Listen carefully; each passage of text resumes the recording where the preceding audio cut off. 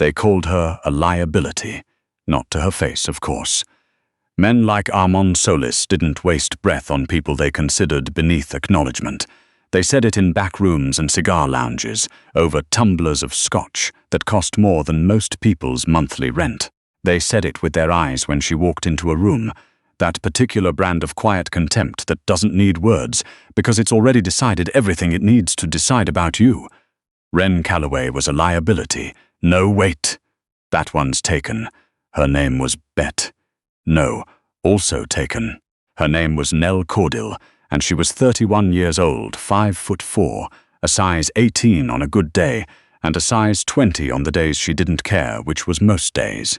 She had dark auburn hair that she kept in a bun because it was easier, reading glasses she pushed up with her knuckle when her hands were full, and the kind of face that people called pretty for a big girl, which is the compliment that isn't one, dressed up in politeness it doesn't deserve. She worked as a forensic accountant for a mid-sized firm in New Orleans, which meant she spent her days finding money that people didn't want found.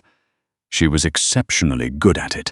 She had a gift, not a learned skill, a gift for seeing patterns in numbers the way other people see faces in clouds, effortlessly, instinctively, like the numbers were already arranged in a shape and she was just the one who bothered to look. She had never been to a black tie gala in her life before the night Armand Solis' assistant called her firm and requested her specifically. Not her firm, her, Nell Caudill, by name. Her supervisor, a thin man named Patterson who smelled like mint and condescension, had looked at her over his reading glasses and said, "I'm not sure why they'd ask for you." She had smiled, said nothing, and gone home to find something to wear. Armand Solis was the kind of man New Orleans pretended didn't exist, while simultaneously building its skyline around him. Old money with new teeth. Legitimate businesses stacked like a wedding cake on top of things that weren't legitimate at all. Construction, in-port logistics, 3 private ports along the Gulf, and underneath that, things that had no name in polite company. He sat at the head of something that the city's underworld had simply come to call the table, because that's where decisions were made, and what Armand said at the table was what happened next.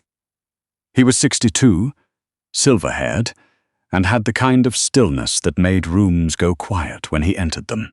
Not because people liked him, because they were afraid of him in a very specific way, the way you're afraid of something that has already calculated your usefulness and is simply waiting to see if the math holds. He had 2 sons. The elder, Christian, had been running the Gulf operations for 4 years and was considered the natural heir, smooth, political, good at the kind of meetings that required a firm handshake and a believable smile. The younger was Matteo Solis. Matteo was 36, and he was the reason Nell Caudill was standing in the foyer of the Solis estate in a deep green dress that she had bought online 3 hours earlier, holding a glass of champagne she hadn't touched, wondering why she was there. She found out an hour later in a study lined with bookshelves, when Armand Solis sat across from her at a mahogany desk and told her that there was a discrepancy in his company's books. A large one that pointed with quiet certainty to someone inside his organization siphoning funds through a series of shell accounts in the Cayman Islands. He needed her to find it, discreetly, completely, and in under 2 weeks. "Why me?" she asked. Armand folded his hands on the desk. "Because 3 other accountants looked at these books and found nothing. Because you found the Hargrove laundering scheme in 2021 when the FBI had been looking for 2 years. Because you are, by every account I've read, the most precise financial analyst in this city." He paused. "And because whoever is doing this is very good, which means I need someone better."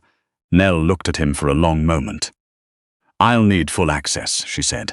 "Every account, every subsidiary, every shell, you'll have it. And I'll need an office on site. I can't do this remotely. Arranged. One more thing." She set her champagne down on a coaster, precisely, without looking. "I work alone. No one looks over my shoulder. No one asks me where I am in the process. When I'm done, I'll tell you what I found and where to find it. Until then, you leave me to it." Armand studied her for a moment that stretched just long enough to be deliberate. Agreed, he said. She started Monday. The Solis estate was not what she expected. She had expected something showy. Marble everything, gold fixtures, the aggressive architecture of men who need you to know they have money. What she found instead was a property that was enormous and old and almost understated, the kind of house that had been beautiful for so long it no longer needed to try. Tall windows, good light. A library on the second floor that she walked past on her first day and stopped in front of for a full 10 seconds. The office they gave her was on the ground floor, off the east corridor. 2 monitors, the documents she'd requested already waiting in organized folders. A coffee machine she appreciated more than she let on. What she had not been told was that Matteo Solis worked in the office directly across the hall. She found this out at 7:15 on Monday morning, when she arrived to find his light already on, his door open, and him behind a desk that was covered in organized stacks of paper that somehow communicated total control rather than clutter. He looked up when she passed. "Nell Caudill," he said. "Not a question." "Matteo Solis," she said, also not a question, and kept walking. She heard something that might have been a surprised exhale from his direction, but she was already through her own door. Matteo Solis was built the way expensive things are built, solid, deliberate, everything in its right place. Dark hair, jaw that looked like it had been designed by someone with an agenda, eyes the color of good coffee that tracked movement, with the casual precision of a person who has spent their life needing to know where everything is. He carried himself with the particular ease of a man who has never once walked into a room and wondered if he belonged there. He was also, Nell gathered within 36 hours, the one who actually ran the day-to-day operations of the Solis organization. Christian shook the hands and attended the dinners. Matteo made the decisions. He brought her coffee on Tuesday morning, just set it on her desk without preamble, exact temperature, black, which was how she'd made it every day since Monday. She looked up from the spreadsheet on her screen. "I didn't ask for coffee," she said. "No," he said, and left. She drank it. By the end of the first week, she had narrowed the source to one of 3 subsidiaries. By the middle of the second week, she had it down to 1. The pattern was elegant. She'd give whoever did it that much. Patient, layered, built over at least 18 months with the kind of attention to detail that only comes from someone who genuinely understands the architecture of financial concealment. The problem was that the pattern also had a fingerprint. Everyone had one. A way of thinking, a preference for certain account structures, a consistent rounding behavior, or a particular way of handling remainders. You couldn't eliminate it, only disguise it, and disguise was imperfect because the disguise itself was also a fingerprint. She found the fingerprint on day 11.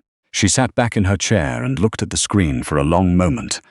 Then she stood up, walked across the hall, and knocked twice on Matteo's open door. He looked up. "Close the door," she said. Something shifted in his expression, something careful and controlled that told her he already half knew what she was about to say, or at least feared it.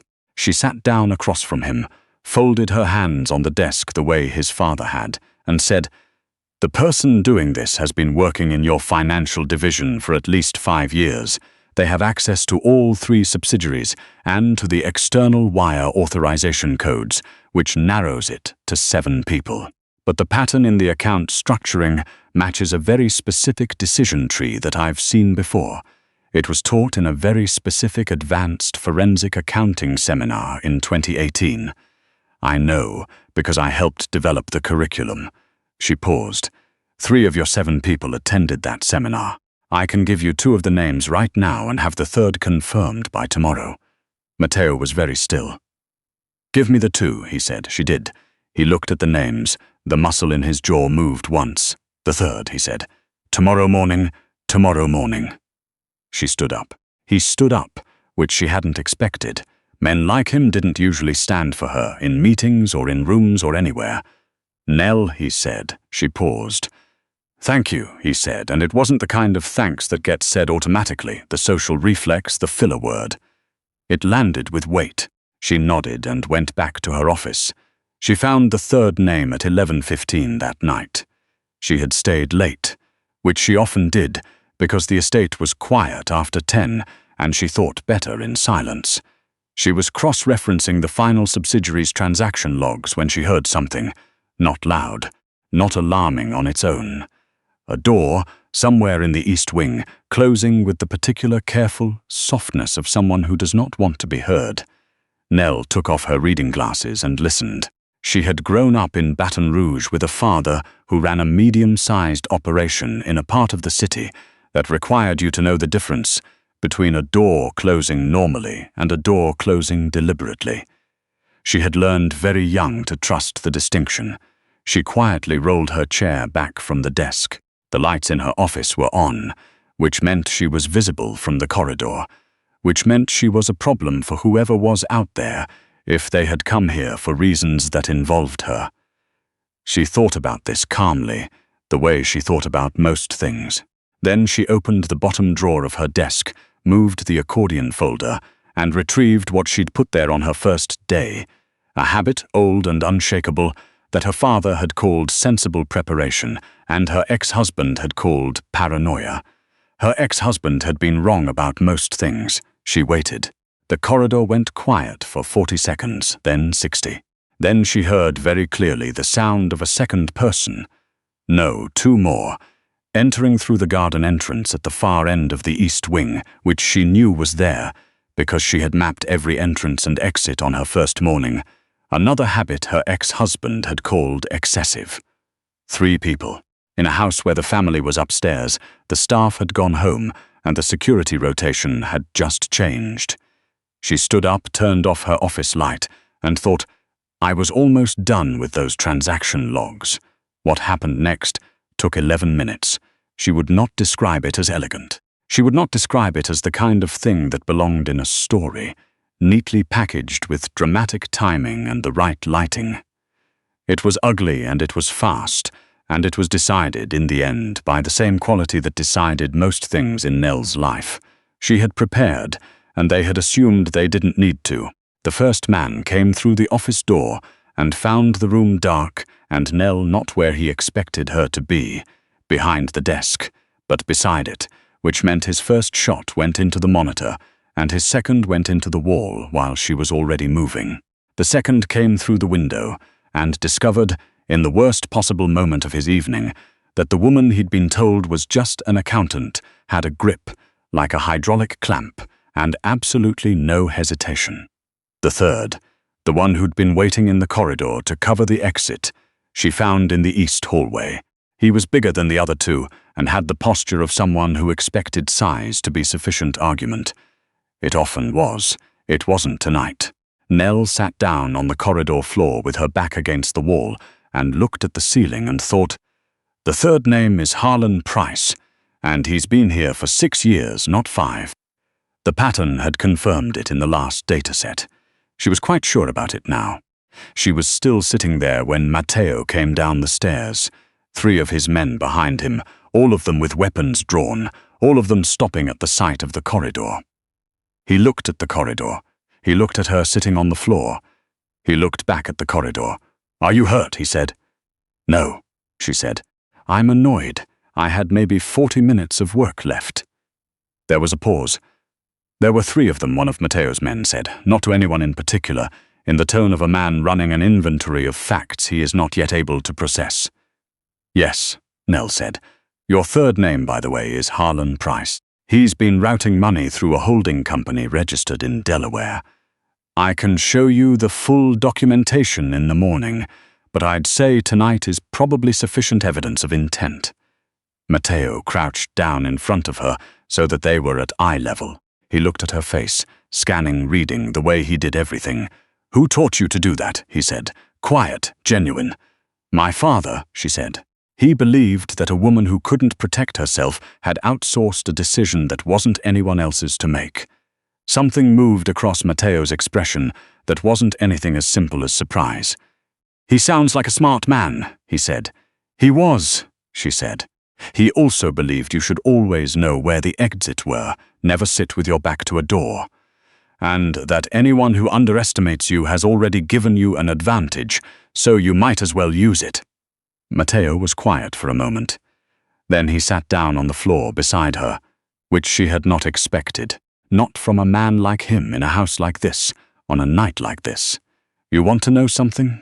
he said. She waited. "When my father told me he was bringing in an outside accountant, I thought it was a bad idea. I thought whoever it was would get scared or bought, or would miss what 3 other people had already missed." "You were wrong," she said. "I was wrong," he said. "No qualification, no softening, just the fact," stated plainly. She looked at him sideways. "You're very good at being wrong without making it sound like a tragedy," she said. "I've had practice," he said. In the morning, Nell gave Armand Solis a complete documented report. Every account, every transfer, every transaction traceable to Harlan Price, who had been the director of external operations for 6 years and had been selling information and moving money to a rival organization for 18 months. Armand read through the report in silence for 22 minutes. Nell sat across from him and waited, which she was very good at. "This is comprehensive," he said finally. "It's complete," she said. "There's a difference. Comprehensive means thorough. Complete means there's nothing left." Armand looked up. "There's nothing left," he said.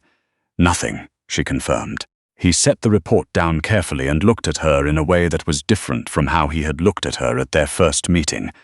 Not calculating exactly, but recalculating, updating the equation. "I'd like to keep you on retainer," he said. "I have a job," she said. "I'll pay you 3 times your current salary to also have this one," he said. She considered. "I'll need a better office," she said. "Done, and no one stands over my shoulder," already agreed, and... She paused. She thought about the library on the 2nd floor, which she had walked past every day for 2 weeks and not entered. "The library. I want access to it." Something in Armand's face shifted, just briefly, into something that might have been amusement. "It's a library," he said. "It's not restricted." "I know," she said. "I just wanted to say it out loud." 3 weeks later, Nell moved a box of books and a very specific coffee maker into the new office they gave her. Larger, better light, a window that faced the garden, and Patterson called her from the firm to ask if she was sure about her decision. "Yes," she said. "It's a risk," he said. "This kind of client." "Mr. Patterson," she said. "You told me you didn't know why they'd asked for me." "Silence. I do," she said, and hung up. She unpacked her books in the order she wanted them, which was not alphabetical and not by subject, and was based on a system that made sense only to her. She hung her framed photograph on the wall, her father, standing in front of their house in Baton Rouge, squinting into the sun, utterly unbothered. She heard a knock. Matteo stood in the doorway with 2 coffees. He looked at the photograph, then at the books, then at her. "You arranged them wrong," he said. "I arranged them exactly right," she said. He handed her the coffee and looked at the shelves for a moment. "By emotional weight," he said. She looked at him. "Left to right," he said, tilting his head. "The ones on the far left are thicker, denser. The ones to the right get lighter. You go heavier when you need to think, and lighter when you need to recover." She was quiet for a moment. "Nobody has ever noticed that before," she said. "I notice things," he said simply. The same way she did math. Effortlessly. Like the pattern was already there, and he was just the one who bothered to look. She picked up the coffee and turned back to her desk. "Leave the door open," she said, "and you can stay." He did. What followed was not a fairy tale. Nell had no use for fairy tales, and would have said so plainly if anyone had suggested it. It was something quieter and stranger, and, in its own way, more interesting. 2 people who were each accustomed to being the most capable person in a room discovering, with a kind of low-grade ongoing astonishment, that there was someone else. The organization closed around her in ways she hadn't anticipated. Men who had regarded her on her first day with the polite blankness of people looking through you began to nod in hallways, ask questions, defer. Not because anyone told them to, because word traveled, as it always does, and what it said was, 3 men. 11 minutes. She was already back at her desk. She found a 4th discrepancy in the books in October, smaller, cleverer, and planted, she determined, as a test. She documented it, resolved it, and left a note on Matteo's desk that said simply, "I found your test, B+, needs more imagination." He appeared in her doorway 20 minutes later with an expression she had begun to recognize, the one that meant he was recalibrating. "B+, he said. "You were sloppy with the Delaware routing," she said, not looking up. "You used the same holding company structure as Price. If I hadn't already known the architecture, I might have missed it. But I did know it, so I didn't." "And the plus?" he said. "The timing was good," she admitted. "I'll give you the timing." He was quiet for a moment. "My father thinks you're the most dangerous person in this building," he said. She looked up. "Your father," she said, "is a very intelligent man."